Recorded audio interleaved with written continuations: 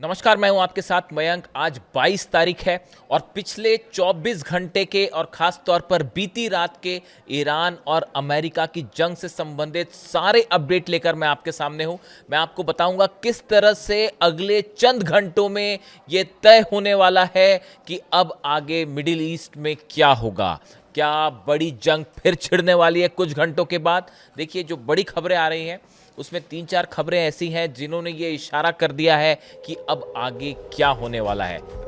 देखिए, इस वक्त की जो सबसे बड़ी खबर है वो ये है कि डोनाल्ड ट्रंप ने सीज फायर को बढ़ा दिया है। आज सीज फायर की तारीख खत्म हो रही थी, जिसके बाद सबके मन में सवाल था क्या आज से जंग शुरू हो सकती है। लेकिन अब जो खबरें हैं उसके मुताबिक डोनाल्ड ट्रंप ने सीज फायर को आगे बढ़ा दिया है, सीज फायर की तारीख आगे बढ़ा दी है।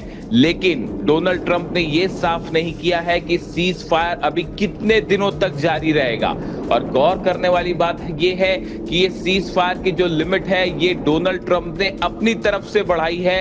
ईरान ने इस बारे में अभी कुछ नहीं कहा है। देखिए, एक प्रकार से इसे ईरान की बहुत बड़ी जीत माना जा रहा है। हालांकि डोनाल्ड ट्रंप ने बात साफ कही है कि जो ब्लॉकेड है, जो घेराबंदी हॉर्मुज की कर रखी है, ईरान के अलग अलग पोर्ट्स की जो घेराबंदी है वो वैसे ही जारी रहेगी। जब तक कोई डील नहीं हो जाती, जब तक कोई समझौता नहीं हो जाता, तब तक हॉर्मुज की घेराबंदी जारी रहेगी। यानी तनाव पूरी तरह से बरकरार है। देखिए, डोनाल्ड ट्रंप का सीज फायर को आगे बढ़ाना ये ईरान की सेना की नीति की, ईरान की विदेश नीति की एक बड़ी जीत माना जा रहा है। और ये कहा जा रहा है कि डोनाल्ड ट्रंप ने शायद ये फैसला किया कि अगर हमला करते हैं ईरान पे तो इसका बड़ा नुकसान अमेरिका की सेना को झेलना पड़ सकता है और पूरे अरब देशों में हाहाकार मच सकता है और तेल के जितने ठिकाने हैं सब पे ईरान हमला कर देगा। ये वो वजह है जिसके कारण शायद डोनाल्ड ट्रंप को उनके एडवाइजर्स ने यह सलाह दी कि अभी सीज फायर आगे बढ़ा दीजिए, लेकिन कोई मिलिट्री एक्शन फिलहाल मत करिए। तो अब जो खबरें हैं उसके मुताबिक सीज फायर आगे बढ़ चुका है, लेकिन क्या किसी तरह की कोई बातचीत ईरान करेगा? ईरान की तरफ से एक बार फिर स्टैंड क्लियर कर दिया गया है ईरान के विदेश मंत्री अब्बास अराक्ची ने। देखिए, बड़ी खबर है। अमेरिका के करीब 15 C-17 ग्लोब मास्टर्स जो हैं वो यूरोप से फ्लाई करके ईरान के आसपास के इलाकों में पहुंचे हैं। ये वो जहाज हैं जिनसे बड़ी संख्या में हथियार और मिसाइल्स लाई जा रही हैं। इस तरह की खबरें हैं, ये कंफर्म खबरें हैं। 14 से 15 ग्लोब मास्टर्स हैं जिन्होंने फ्लाई किया है पिछले चंद घंटों में। अलग अलग बेसिस से फ्लाई करके यूरोप से होते हुए वो मिडिल ईस्ट पहुंचे हैं। इस तरह की खबरें हैं। दूसरी बात, सोर्सेज बता रहे हैं कि बड़ी संख्या में टॉम हॉक मिसाइल्स जो हैं वो पहुंचाई गई हैं उन जहाज़ों में जो कि हॉर्मुज में खड़े हुए हैं या ओमान की खाड़ी में खड़े हुए हैं, ईरान को घेर कर खड़े हुए हैं।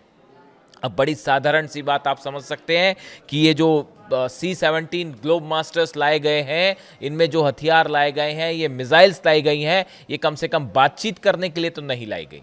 इतना तो कोई भी समझ सकता है। इसी बीच बड़ी खबर है रूस की तरफ से और चाइना की तरफ से। ऐसी खबरें हैं कि खुफिया एजेंसीज ने एक बार फिर ईरान को इस बात के लिए सावधान किया है कि बातचीत के बीच में ईरान पर हमला हो सकता है। देखिए, बड़ी खबर है ये।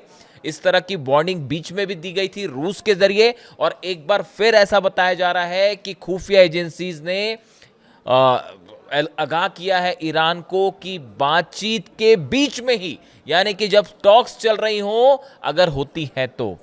अभी ये भी शंका है कि क्या होगा, कैसे होगा, लेकिन अगर हम मान लेते हैं कि बातचीत होती है, उसके बीच में हमले का प्लान भी तैयार है।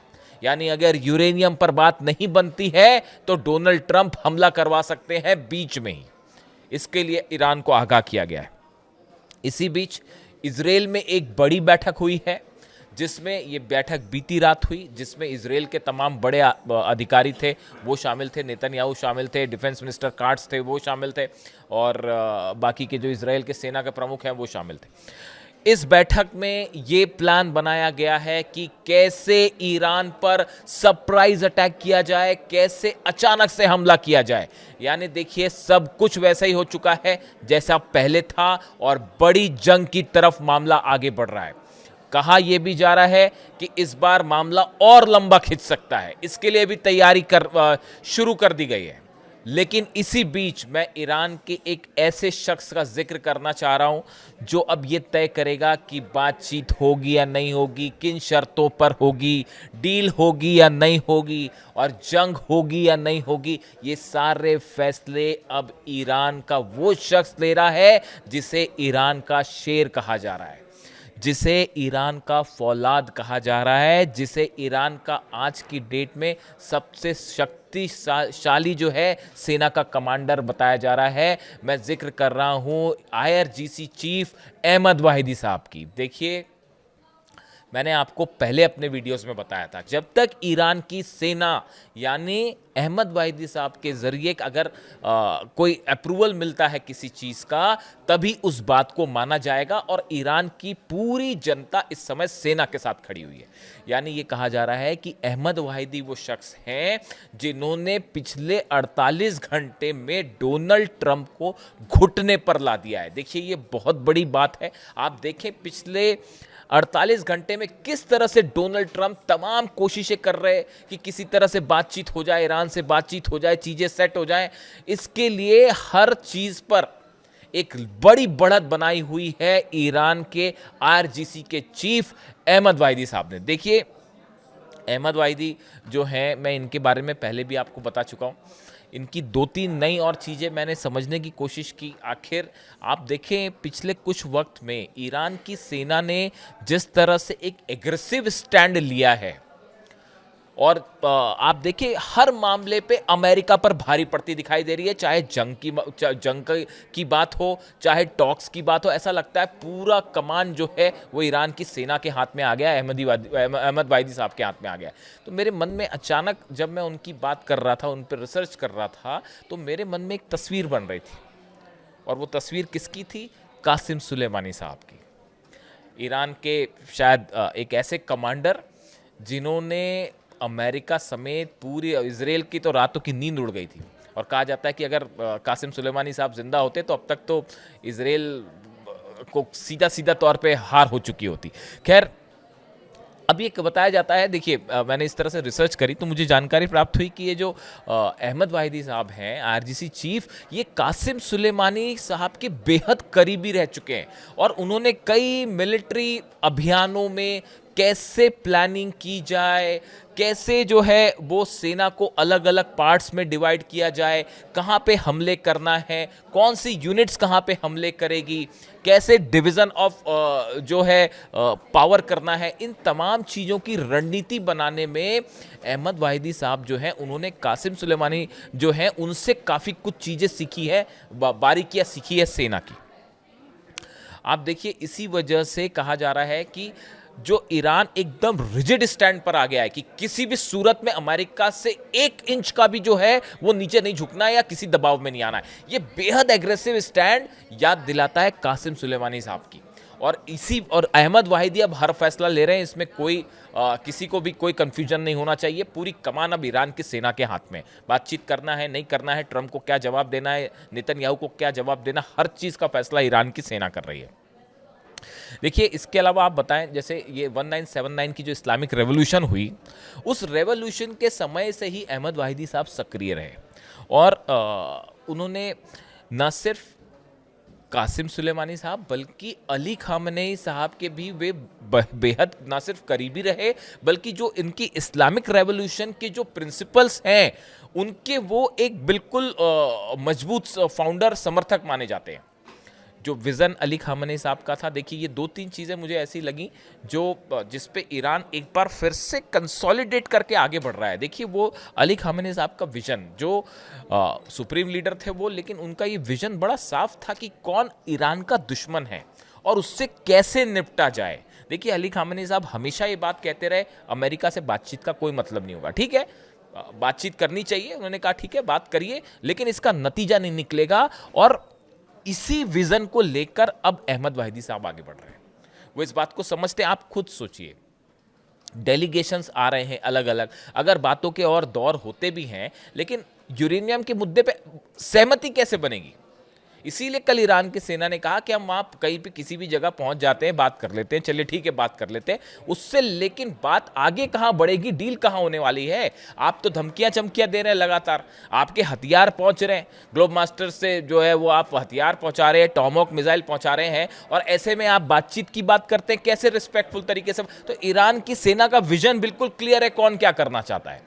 ये बात अलग है कि एक अंतर्राष्ट्रीय मैसेज देना है कि भाई ये ना मैसेज जाए कि ईरान बात करने के लिए नहीं आया, तो उसलिए एक हो सकता है स्टैंड ईरान का, लेकिन होगा क्या नतीजा ये बिल्कुल साफ है। बड़े स्तर पर ईरान ने तैयारी की है। Kharg island, Qeshm island, Larak island, जितने ये द्वीप है सब पे मिसाइल्स तैयार हैं, सब पे पनडुब्बियां तैयार हैं। 5 लाख से ज्यादा सैनिक हॉर्मुज के आसपास तैयार है कि अगर ग्राउंड ऑपरेशन होता है तो जवाब दिया जाएगा। इसीलिए एक्सपर्ट्स बता रहे हैं कि इतना सब होने के बाद भी डोनाल्ड ट्रंप ग्राउंड ऑपरेशन की हिम्मत नहीं करेंगे। 10,000 20,000 सैनिक से ईरान में ग्राउंड ऑपरेशन नहीं किया जा सकता। कम से कम 5 लाख सैनिक अगर डोनाल्ड ट्रंप उतारने की हिम्मत रखते हैं ईरान पे तब ग्राउंड ऑपरेशन करें, उसके बाद भी कोई गारंटी नहीं कि 5 लाख सैनिक उतारने के बाद भी अमेरिका जीतेगा। जो स्ट्रेंथ है ईरान की सेना की, और देखिए इस समय सबसे बड़ी बात वो स्ट्रेंथ से ज्यादा यह है कि ईरान की सेना और लोगों में भयंकर गुस्सा है, और वहां के लोग बिल्कुल एकजुट दिखाई दे रहे हैं, खासतौर पर सेना के साथ। कौन सा नेता क्या कह रहा है अब ये बात अलग। और सबसे बड़ी बात सुनिए, जो ईरान के सुप्रीम लीडर है नहीं मुश्तबा खामेनी, उनको लेकर भी ये खबर है कि उनको सेना का पूरा समर्थन हासिल है। यानी अहमद वाहिदी साहब और मुश्तबा खामेनी जो है इनके बीच में बहुत अच्छा कोऑर्डिनेशन है, और जोल कद्र साहब जो है वो तो है ही सचिव जो है, इनके बीच में भी ये 3 लोग ऐसे हैं जिनके बीच में कोऑर्डिनेशन बहुत अच्छा, और इन्होंने एकदम रिजिड स्टैंड ले लिया कि बस बहुत हुआ, अब ये तमाशा नहीं होगा। और तो इसलिए ये जो डोनाल्ड ट्रंप, आप देखिए अमेरिका की इससे कमजोर विदेश नीति मैंने कभी नहीं देखी इतने सालों में। जिस तरह से ये टॉक्स को लेकर जेडी वेंस पता नहीं कितनी बार, 5-6 बार तो जेडी वेंस प्लेन में बैठ के उड़ चुके हैं, अलग अलग आप देखें खबरें इधर उधर देखें तो ना जाने कितनी बार ये खबर आ गई कि जेडी वेंस प्लेन में बैठ के उड़ गए हैं, पहुंच रहे हैं, अब तो पहुंचे तब पहुंचे, अब निकले। आप समझिए क्या हो रहा है। ये व्हाइट हाउस की तरफ से कुछ बयान आता है, डोनाल्ड ट्रंप की तरफ से कुछ बयान आता है, मतलब बड़ा ही अजीबोगरीब हालात। कुल मिला के हालात ये है कि अब ईरान की सेना के हाथ में सब कुछ है, कमान। इसके साथ ही ये बताया जा रहा है कि सीज फायर खत्म होने के बाद आगे क्या किया जाएगा, इसको लेकर एक बड़ी रणनीति अमेरिका ने भी तैयार कर रखी है, इजराइल ने भी तैयार कर रखी है। यानी देखिए कुल मिलाकर अगले चंद घंटे और आज का दिन ये तय कर देगा कि मिडिल ईस्ट में अब आगे क्या होने जा रहा है, और क्या बड़ी जंग की शुरुआत आज रात से हो सकती है या शायद उसके पहले भी हो सकती है। बड़े सारे वॉर एक्सपर्ट्स इस बात की ओर इशारा कर रहे हैं कि जो फॉर्मेशंस हो रहा है अमेरिका की सेना का और इजराइल से जो खबरें आ रही हैं उसके मुताबिक एक बार फिर बड़ी जंग की शुरुआत हो सकती है, और पूरे अरब के ठिकाने जो हैं वो सब के सब खतरे में। जो भी अपडेट होगा आप तक पहुंचाऊंगा। कमेंट करके बताइए कि आपको वीडियो कैसा लगा और अब ईरान का क्या रुख होना चाहिए, प्लीज़ कमेंट करके बताएं। Thank you so much.